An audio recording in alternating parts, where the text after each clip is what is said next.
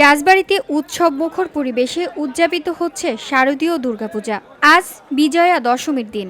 এদিন রাজবাড়ী শহরের বিভিন্ন পূজা মণ্ডপ পরিদর্শন করেছেন বাংলাদেশ জাতীয়তাবাদী কৃষক দলের কেন্দ্রীয় কমিটির সহসভাপতি ও রাজবাড়ী ১ আসনে বিএনপির মনোনয়ন প্রত্যাশী সুপ্রিম কোর্টের আইনজীবী অ্যাডভোকেট মোহাম্মদ আসলাম মিয়া।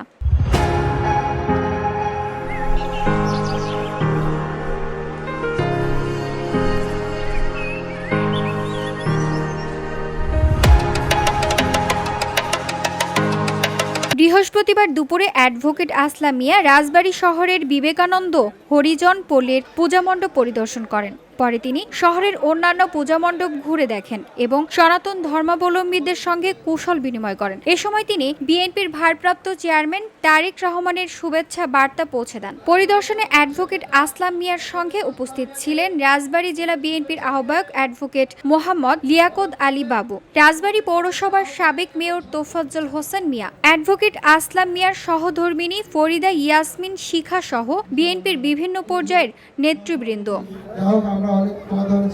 অ্যাডভোকেট আসলাম মিয়া বলেন, দুর্গাপূজা শুধু হিন্দু সম্প্রদায়ের উৎসব নয়, এটি বাঙালির হাজার বছরের ঐতিহ্য ও সম্প্রীতির প্রতীক। এই উৎসব আমাদের সবার।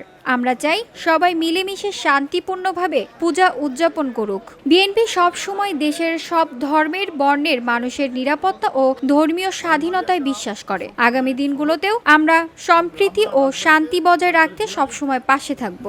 সম্প্রীতির রাজবাড়ী বানানোর জন্য কাজ করে যাচ্ছে। আমি দীর্ঘদিন যাবৎ দলের পাশে আছি, দুর্দিনে দলের পাশে ছিলাম। আমার একটা ইচ্ছা যে আমার সৃষ্টিকর্তা যদি আমাকে সে সুযোগ দেয়, সেই স্যাংশন করে এবং আমাদের দল ভারপ্রাপ্ত চেয়ারম্যান যদি আমাকে ধানের শীষ দেয়, আমি অঙ্গীকার করে এসেছি যে রাজবাড়ির হিন্দুরা, রাজবাড়ির সনাতন ধর্মাবলম্বী ভাইয়েরা সবচেয়ে নিরাপদে থাকবে, সবচেয়ে ভালো থাকবে। VOD Bangla news desk.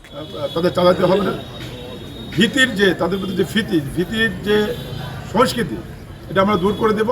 তাহলে জেলা বিএনপির আহ্বায়ক খুব চমৎকার কথা বলেছে।